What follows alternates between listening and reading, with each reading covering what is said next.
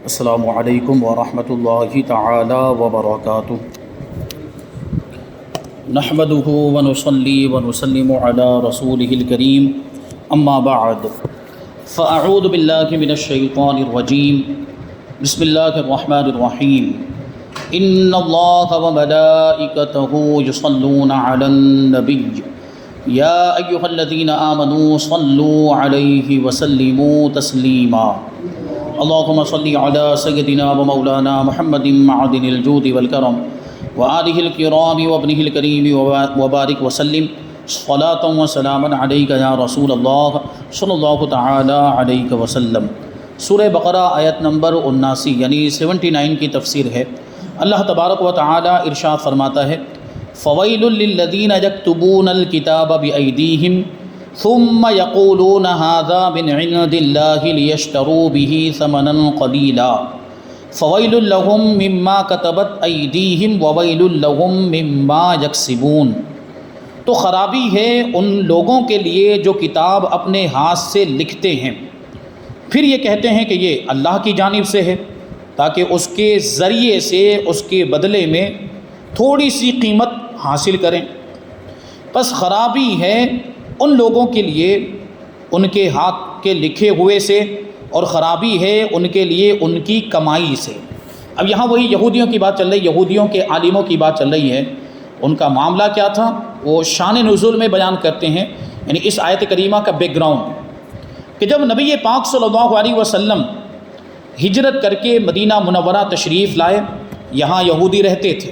مدینہ منورہ کے ارد گرد کئی قبیلے یہودیوں کے آباد تھے، تو جو یہودیوں کے علماء تھے، ان کے جو عالم تھے، ان کو قوی اندیشہ ہوا، خوف لاحق ہوا کہ ہماری سرداری چھن جائے گی اور روزی بند ہو جائے گی، یعنی جو تحفے تحائف دنیا کا مال و دولت مل رہا ہے یہ سلسلہ موقوف ہو جائے گا، کیونکہ توریت شریف میں حضور علیہ السلام کا حلیہ شریف اور آپ کے اوصاف مذکور تھے، آپ کی علامتیں، آپ کی نشانیاں بیان کی گئی تھی۔ جب لوگ حضور پاک صلی اللہ علیہ وسلم کو اس کے مطابق پائیں گے تو فوراً ایمان لے آئیں گے اور ہم کو چھوڑ دیں گے۔ ان کو یہ اندیشہ ہوا یہودیوں کے عالموں کو، تو اس اندیشے سے انہوں نے توریت شریف میں تحریف کر ڈالی، یعنی اس میں تبدیلی کر ڈالی اور آپ کا حلیہ بدل دیا۔ جو حلیہ بیان کیا گیا تھا نا کہ ایسی آنکھیں ہیں اور ایسا چہرہ ہے اور قد ہے اور حضور پاک صلی اللہ علیہ وسلم کا رنگ کیسا ہے، بال کیسے، یہ ساری چیزیں بیان ہوئی تھی توریت کے اندر، اس کو ہی بدل دیا۔ مثلا توریت شریف میں پہلے یہ لکھا ہوا تھا کہ نبی آخر الزماں بڑے ہی خوبصورت حسین و جمیل ہوں گے، اور ان کے بال جو ہوں گے، سر مبارک کے بال، وہ خمدار ہوں گے، یعنی بہت زیادہ گھنگرالے بھی نہیں ہوں گے اور بہت زیادہ سیدھے بھی نہیں ہوں گے، اور ان کی آنکھیں سرمگی ہوں گی، یعنی سرما لگایا نہیں ہوگا لیکن ایسا لگے گا کہ سرما لگایا ہوا ہے، اور میانہ قد والے ہوں گے، درمیانی ہائٹ والے ہوں گے، بہت زیادہ لمبے بھی نہیں اور بہت زیادہ ناٹے بھی نہیں، پست قد بھی نہیں ہوں گے، درمیانی ہائٹ والے ہوں گے، درمیانی قد والے ہوں گے، کیونکہ درمیانی ہر چیز میں جو درمیانی ہوتا ہے نا وہ بہتر ہوا کرتا ہے اور وہی اچھا مانا جاتا ہے۔ تو اب ان لوگوں نے کیا کیا، ان ساری چیزوں کو مٹا کر یوں لکھ دیا کہ بہت ہی دراز قد ہیں، یعنی بہت لمبے ہیں۔ آپ سوچئے، بہت لمبا ہونا بھی عیب کی بات ہے، اور بہت زیادہ ناٹا، جو ہم لوگ بٹکا بولتے ہیں نا، بہت زیادہ ناٹا ہونا بھی یہ بھی عیب کی بات ہے۔ تو حضور پاک صلی اللہ علیہ وسلم کا قد مبارک دونوں کے بیچ میں تھا۔ ان لوگوں نے لیکن کیا لکھ دیا مٹا کر کہ یہ تو بہت دراز قد ہیں، بہت لمبے ہیں، اور ان کی آنکھیں کنجی ہیں، یعنی ٹیڑھی آنکھیں، معاذ اللہ۔ حضور کی آنکھوں کے بارے میں کیا لکھ دیا کہ ٹیڑھی آنکھوں والے ہیں، نیلی آنکھوں والے، جبکہ حضور پاک صلی اللہ علیہ وسلم کی آنکھوں کا جو رنگ تھا وہ کالا تھا، سیاہ آنکھوں والے تھے۔ اور پھر کیا لکھ دیا کہ بال ان کے الجھے ہوئے ہیں، جبکہ ایسے بال حضور کے نہیں تھے، وہ دشمنی نکال رہے تھے اندر سے، حسد اور جلن کی وجہ سے یہ سب لکھا تھا۔ یہی حال تو ان لوگوں کا ہے، نبی پاک صلی اللہ علیہ وسلم کی شان کو گھٹانے کی کوشش کرتے ہیں، یہ یہودیوں کا طریقہ۔ جب عوام یہودی ان سے پوچھتے کہ کیا توریت میں نبی آخر الزماں کا ذکر موجود ہے، کیا ان کی صفات بیان ہوئی ہیں، تو وہ یہی بدلی ہوئی توریت لا کر انہیں یہی بگڑا ہوا مضمون سنا دیتے، یہی کانٹینٹ جو ان لوگوں نے اپنی طرف سے اس میں ڈال دیا تھا، وہی پبلک کو دکھاتے تھے اور سناتے تھے، اور کہتے کہ رب نے توریت میں یہ اوصاف بیان کیے ہیں، یعنی معاذ اللہ، 100 بار معاذ اللہ، کتنا بڑا جرم کہ لکھا ہے اپنی طرف سے حضور کے اوصاف کو، حضور کی نشانیوں کو، علامتوں کو بدل کے اپنی طرف سے ڈال دیا اس میں، جو چاہا وہ اپنی مرضی کے مطابق۔ اور جو اپنی طرف سے لکھا ہوا ہے اس کو کیا بتا رہے ہیں کہ اللہ کی طرف سے، جو اللہ کا کلام نہیں ہے اس کو اللہ کا کلام بتا رہے ہیں۔ اور حضور پاک صلی اللہ علیہ وسلم میں ان میں سے کوئی بھی صفت موجود نہیں، معاذ اللہ یہ اس طرح کی بات ان لوگوں نے کہی، تو اس پر یہ آیت کریمہ نازل ہوئی اور ان کو جھنجھوڑا گیا۔ اس آیت کریمہ میں ان یہودی علماء کا حال بیان کیا گیا جو امیروں کو راضی کرنے کے لیے، مالداروں کو راضی کرنے کے لیے اور اپنی سرداری قائم رکھنے کے لیے غلط مسائل اور جھوٹی روایتیں توریت شریف میں لکھ کر لوگوں کے سامنے پیش کر دیتے ہیں، اور نہایت دلیری سے یہ کہہ دیتے ہیں کہ یہ اللہ تبارک و تعالیٰ کی طرف سے ہے، یعنی یہ توریت کی اصلی عبارت ہے۔ اگر یہ کسی، مطلب یہ کتنا بڑا جرم ہو گیا، یعنی آپ سوچیں کہ اگر یہ کسی پرانی لکھی ہوئی کسی آلریڈی جو پہلے سے کوئی کتاب موجود ہو اور اس کتاب کے بارے میں اپنی خوش عقیدگی کی بنیاد پر یہ کہہ دیتے کہ یہ اللہ کی طرف سے، تو تھوڑا بہت ہم سمجھ بھی لیتے کہ یار کسی کتاب کے بارے میں جو بہت پرانی ہے ہوگی، حالانکہ وہ جب تک ہمیں تحقیق کے ساتھ معلوم نہ ہو کسی بھی کتاب کو ایسے اللہ کی جانب سے تھوڑی کہا جا سکتا ہے، لیکن اگر یہ کسی بھی پرانی کتاب کے بارے میں جو پہلے سے لکھی ہوئی موجود ہو اور اس کے بارے میں اگر یہ کہہ دیتے کہ یہ اللہ کی جانب سے، تو یہ ایک الگ بات تھی۔ لیکن ان لوگوں نے تو یعنی غضب کی بات تو یہ ہے کہ اپنے ہاتھ سے لکھی ہوئی چیزوں کو کیا کہہ رہے ہیں کہ اللہ کی طرف سے۔ یہ کتنا بڑا جرم ہے، بلکہ یہ دین فروشی ہے، دین کو بیچنا ہے، یہ سراسر بے ایمانی ہے اور خدا پر جھوٹ باندھنا ہے۔ یعنی جو بات اللہ نے کہی نہیں وہ اللہ کی طرف منسوخ کرنا ہے، جو اللہ کے کلام میں ہے نہیں اس کو اللہ کا کلام بتانا، یہ اللہ پر جھوٹ باندھنا ہے اور اس کی کتاب کو بگاڑنا ہے۔ اللہ کی کتاب کو بگاڑ دیا نا ان لوگوں نے، توریت اللہ کی کتاب ہے لیکن اس میں یہ تبدیلی کر دی۔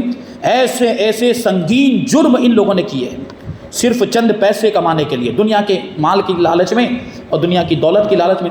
تف ہے ان کی اس لکھنے پر اور لعنت ہے ان کی اس کمائی پر، یعنی یہ کمائی بھی انہیں جہنم میں لے جائے گی اور یہ لکھنا بھی انہیں جہنم میں لے کر جائے گا۔ اب اس آیت کریمہ سے چند باتیں معلوم ہوئی۔ پہلی بات تو یہ معلوم ہوئی کہ گمراہ کن کتابیں، گمراہ کرنے والی کتابیں اور جھوٹے مضامین گمراہ کرنے کے لیے لکھنا اور چھاپنا حرام ہے۔ آج کل ایسا بہت چل رہا ہے، لوگوں کو گمراہ کرنے کے لیے خوب لٹریچر تیار کیا جاتا ہے، کتابیں لکھی جاتی ہیں لوگوں کو گمراہ کرنے کے لیے۔ ہاں، کسی کے غلط مضامین کو مہا تردید شائع کر دینا جائز ہے، بلکہ سنت الہی ہے۔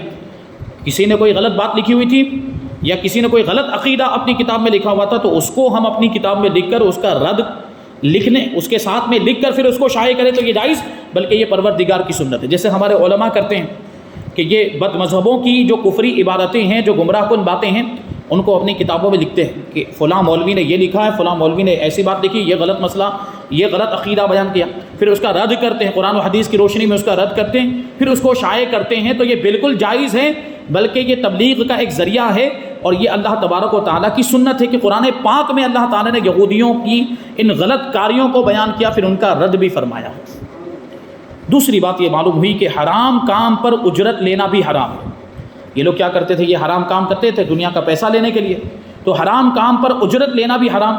جیسے مثال کے طور پر یہ حرام کاروبار ہے، حرام کاروبار کے لیے کسی کو ہائر کیا وہ کام کرنے کے لیے، اب وہ حرام کام اس سے کروایا جا رہا ہے اور اس پر اجرت دی جا رہی، مزدوری دی جا رہی۔ کوئی بھی حرام کام آپ لے سکتے ہیں، مثال کے طور پر شراب بیچنا، شراب بیچنا حرام ہے کہ نہیں؟ تو شراب خود کی نہیں ہے، کسی اور کی شراب ہے، لیکن یہ بیچ رہا ہے مزدوری پر، اجرت پر بیچ رہا ہے، تو اب یہ شراب بیچنا بھی حرام اور اس پر جو اس کو اجرت ملے گی وہ بھی حرام۔ حرام کام کی اجرت لینا بھی حرام اور اس کا استعمال کرنا بھی سخت گناہ ہے۔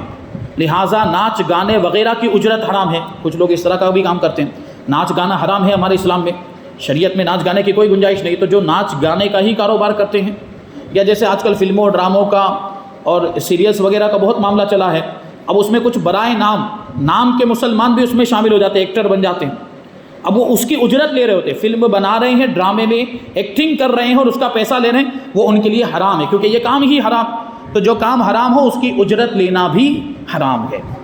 تیسری بات یہ معلوم ہوئی کہ حرام مال چاہے جانبین کی رضامندی سے دیا جائے مگر وہ حرام ہی رہتا ہے۔ جو چیز حرام ہے وہ آپس کی خوشی سے بھی اگر اس کا لین دین ہو تب بھی حرام ہی رہے گا۔ دیکھیے علماء یہود کو ان کے جوہلا، ان کے جاہل، ان کی عوام یہ تحریف کے عوض جو توریت میں انہوں نے تبدیلی کر دی تھی اس کے بدلے میں اپنی رضامندی سے مال دیتے تھے، پیسہ دیتے تھے، مگر وہ حرام ہی رہا، وہ مال ان کے لیے حلال تھوڑی ہو گیا۔ اسی طرح جو رشوت کے معاملات ہوتے ہیں، سود اور بیاج کے معاملات ہوتے ہیں، وہ شریعت میں حرام ہے، اگر کوئی اپنی خوشی سے دے تب بھی حرام ہی رہے گا۔ بہت سے لوگ یہ کہتے ہوئے نظر آتے ہیں کہ وہ قرضہ لیا کسی کے پاس سے 20,000 روپے مثال کے طور پر قرضہ لیا، اور پہلے ہی سے یہ شرط لگا لی کہ ہم آپ کو اپنی خوشی سے 2,000 روپے بڑھا کے دیں گے، تو بھائی خوشی سے دینے سے کیا وہ سود حلال ہو جائے گا؟ نہیں ہوگا، وہ جو بیاج حرام ہے وہ حرام ہی رہے گا، راضی خوشی دینے سے وہ حلال تھوڑی ہو جائے گا۔ اسی طرح رشوت کے بھی معاملات ہوتے ہیں، البتہ کچھ استثنائی صورتیں ہیں، کچھ جگہوں پر یہ رشوت کا مطلب کیا، کبھی اپنی جان چھڑانے کے لیے، ظالم ظلم کر رہا ہے اس کے ظلم سے بچنے کے لیے، ہمارا حق جو ہے وہ ہمیں نہیں مل پا رہا ہے، رشوت کے بغیر نہیں مل پائے گا، تو بعض ایسی صورتیں ہیں جہاں ہمیں رشوت دینے کی اجازت بھی ہے، وہ آپ کو پوچھنا چاہیے، علماء سے رابطہ کرنا چاہیے کہ کہاں یہ رشوت کا معاملہ شریعت کی جانب سے مجبوری کی صورتیں ایسی ہوتی ہیں کہ وہاں اجازت ہوتی ہے، وہ معلوم کریں گے تو آپ کو پتہ چلے گا۔ تو یہ چیزیں ہیں، رشوت ہیں عام حالات میں تو حرام، دینا بھی حرام، لینا بھی حرام، بیاج بھی دینا بھی حرام، لینا بھی حرام، عام حالات میں یہی حکم ہے۔ اگر رضامندی سے یعنی باہمی رضامندی سے خوشی سے بھی دیا جائے تب بھی حرام ہی رہے گا۔ پھر ایک بہت اہم بات بتا رہے ہیں کہ قرآن پاک کا ترجمہ، اس کی تفسیر، صورتوں کے نام، وقف یعنی کہاں وقف کرنا ہے کہاں وقف نہیں کرنا ہے۔ آپ نے دیکھا ہوگا قرآن پاک کے حاشیے پر لکھا ہوتا ہے وقف لازم، یا اس طرح کے کچھ وقف کا وہاں تذکرہ ہوتا ہے، اس کی وضاحت ہوتی ہے۔ اور اسی طرح ربوع اور ثلث کی علامتیں بھی، کہ یہاں پاؤں پارا ہو رہا ہے، یہاں آدھا پارا ہو رہا ہے، یہاں پونا پارا، یہ قرآن پاک میں لکھا ہوا ہے نا، لیکن کہاں بیچ میں لکھا ہوا ہے کیا؟ آیت کے بیچ میں نہیں، حاشیے پر لکھا ہوا ہے، حاشیے پر لکھا ہوا ہے۔ تو یہ علامتیں اس طرح لکھنا کہ جس سے قرآن میں اور ان میں فرق نہ رہے، یہ حرام ہے۔ یعنی قرآن کی آیت کے بیچ میں اگر یہ علامت ڈال دے کہ ایسا لگے کہ یہ بھی قرآن کی آیت کا حصہ ہے، یہ حرام ہے، کیونکہ یہ قرآن کو بدلنا ہو گیا ایک اعتبار سے، کیونکہ اس کی وجہ سے جو اصل قرآن پاک ہے نا وہ مشتبہ ہو جائے گا، شبہ ہو جائے گا۔ ارے جو پڑھا لکھا، اب جیسے جو حافظ قرآن ہوتے ہیں وہ تو سمجھ جائیں گے کہ نہیں یہ آیت کا حصہ نہیں ہے، لیکن جو حافظ قرآن نہیں ہے، جو اتنے زیادہ پڑھے لکھے نہیں، وہ تو کیا سمجھیں گے کہ ہاں یہ بھی آیت کا حصہ ہوگا۔ جیسے لفظ ربوع ہے، آیت کے بیچ میں ڈال دیا تو اب اس کو سمجھے گا کہ یہ بھی آیت کا حصہ ہے، تو یہ تحریف ہے، یہ بھی گناہ ہے۔ اسی لیے نصف، ربوع اور رکوع کی جو علامتیں ہوتی ہیں ان کو کہاں پر لکھا جاتا ہے؟ حاشیے پر، سائیڈ میں لکھا جاتا ہے۔ اور صورتوں کے نام اور ترجمہ اگرچہ قرآن کے ساتھ ہی لکھے جاتے ہیں، یعنی بیچ میں لکھ دیے جاتے ہیں، مگر خطوط کھینچ کر تحریر وغیرہ میں بہت بڑا اس میں فرق کر دیا جاتا ہے کہ سورت کا نام بھی جو لکھا ہے تو الگ انداز میں لکھا جاتا ہے، لائنیں کھینچ دی جاتی ہے کہ جس سے پتہ چل جاتا ہے کہ یہ سورت کا نام ہے، یہ قرآن کی آیت نہیں ہے۔ اور اسی طرح جب ترجمہ بھی لکھا جاتا ہے تو آپ دیکھیں گے کہ قرآن کی آیت اوپر لکھی ہوئی ہے، نیچے ترجمہ لائن الگ لائن کھینچ کر لکھا جاتا ہے اور اس کو نمایاں کر دیا جاتا ہے، اس کو ممتاز کر دیا جاتا ہے، جس سے پتہ چل جاتا ہے کہ ہاں یہ قرآن کی آیت ہے اور جو نیچے لکھا ہوا ہے وہ قرآن کا ترجمہ ہے۔ اور دونوں کی تحریر بھی بدل دی جاتی ہے، لکھنے کا طریقہ بھی الگ الگ ہوتا ہے۔ آیت کریمہ جو لکھی ہوئی ہے اس کا جو رسم الخط ہے وہ الگ ہوتا ہے، اور جو ترجمہ لکھا ہوا ہے اس کا رسم الخط الگ ہوتا ہے، تو دیکھنے سے ہی پتہ چل جاتا ہے کہ یہ آیت ہے اور یہ اس کا ترجمہ ہے، تو اس میں کوئی حرج نہیں۔ اس سے کیا ہوتا ہے کہ اللہ تبارک و تعالیٰ کا کلام ہمارے، یہ ضروری ہے یہ فرق کرنا تاکہ اللہ کا کلام ہمارے کلام سے مل نہ جائے اور ترجمہ اور قرآن کی آیت الگ الگ معلوم ہو۔ بلکہ فقہاء کرام فرماتے ہیں کہ کلام الہی کو نستعلیق یعنی اردو خط میں لکھنا منع ہے، یعنی اردو جس طرح سے لکھی جاتی ہے۔ آپ نے دیکھا ہوگا کہ اردو کے لکھنے کا طریقہ الگ ہے اور عربی کے لکھنے کا طریقہ الگ ہے، یہ جو ہم دیکھ رہے ہیں۔ اور اسی طرح قرآن پاک جو مصحف شریف ہمارے سامنے، یہ عربی کے لکھنے کا عام طور پر یہ طریقہ رائج ہے، اور اس کے مقابلے میں اردو کہیں آپ لکھا ہوا دیکھیں تو اس کا طریقہ تھوڑا سا الگ ہوتا ہے، تھوڑا سا مختلف ہوتا ہے۔ یعنی ہے تو حروف وہی الف با تا، کچھ حروف زیادہ ہیں اردو میں، ہے نا، جیسے کہ پا یہ اردو میں زیادہ ہے، یہ اردو میں ایکسٹرا ہے جو عربی میں نہیں ہے۔ اسی طرح جیم کے بعد اردو میں ایک چے آ جاتا ہے، وہ چے عربی میں نہیں ہے، تو یہ لیکن وہ حروف تقریباً وہی جو عربی میں ہیں وہ اردو میں بھی ہیں، لیکن لکھنے کا طریقہ الگ الگ ہے، رسم الخط الگ الگ ہے، تو دونوں کو الگ الگ لکھنا ہے، ایک جیسا نہیں لکھنا ہے۔ نسخ یعنی عربی تحریر میں لکھنا ضروری ہے، بلکہ چاہیے کہ قرآن کی تحریر مصحف قرآن کی تحریر میں یعنی قرآن کو لکھنے میں مصحف عثمانی کی پیروی کی جائے۔ مصحف عثمانی کی پیروی کرنے کا مطلب حضرت عثمان غنی رضی اللہ تعالیٰ عنہ نے جو اپنے دور خلافت میں قرآن پاک کو جمع کیا تھا، جو مختلف الگ الگ جگہ پہ لوگوں کے پاس تھوڑا تھوڑا لکھا ہوا تھا، کسی کے پاس ایک سورت لکھی ہوئی تھی، کسی کے پاس 2 سورت، چمڑوں پر، ہڈیوں پر اور پتھروں پر کیا کیا چیزوں پر لکھ کر لوگوں نے اپنے پاس قرآن پاک کو محفوظ رکھا ہوا تھا. وہ ایک جگہ پہ اس طرح کتابی شکل میں نہیں تھا. حضرت عثمان غنی رضی اللہ تعالیٰ عنہ نے اس کو جمع کیا، اسی لیے آپ کو جامع القرآن کہا جاتا ہے، قرآن جمع کرنے والے حضرت عثمان غنی رضی اللہ تعالیٰ عنہ. تو آپ نے جو لکھوایا تھا اور اس میں جس طرح کی وہ تحریر تھی، جو لکھنے کا جو طریقہ تھا، اس کے مطابق لکھنا ضروری. جیسے میں ایک مثال دوں، کوئی لفظ ایسا ہے جو کھڑے زبر سے بھی لکھا جا سکتا ہے اور الف کے ساتھ بھی لکھا جا سکتا ہے، لیکن جیسا حضرت عثمان غنی کے مصحف میں لکھا ہوا ہے، اگر کھڑے زبر کے ساتھ لکھا ہوا ہے تو ہمارے لیے لازم ہے کہ اس کو کھڑے زبر کے ساتھ ہی لکھیں. جیسے کہ لفظ الرحمن ہے، الرحمن میں میم پر آپ کھڑا زبر لگا دو تب بھی وہی رہے گا، میم پر کھڑا زبر نہ لگائیں اور اس کے بعد الف لے کر آ جائے تب بھی الرحمن رہے گا. لیکن قرآن پاک میں کیسا ہے؟ کھڑے زبر کے ساتھ ہے. اگر آپ کا مائنڈ کام کر رہا ہو، ویژن کام کر رہا تو آپ کو ذہن میں وہ آ رہا ہوگا، لکھا ہوا آپ کو تصور میں دکھ رہا ہوگا کہ کھڑے زبر کے ساتھ لکھا ہوا ہے. سورہ رحمان آپ پڑھتے ہوں گے نا، الرحمن علم القرآن، تو وہ کھڑے زبر کے ساتھ لکھا ہوا ہے. تو اسی طرح حضرت عثمان غنی رضی اللہ تعالیٰ عنہ کے مصحف میں لکھا ہوا تھا. اب ہم اس کو الف کے ساتھ نہیں لکھ سکتے، جائز ہی نہیں، گنہگار ہوں گے. حضرت عثمان غنی رضی اللہ تعالیٰ عنہ کے مصحف کے مطابق لکھنا واجب ہے.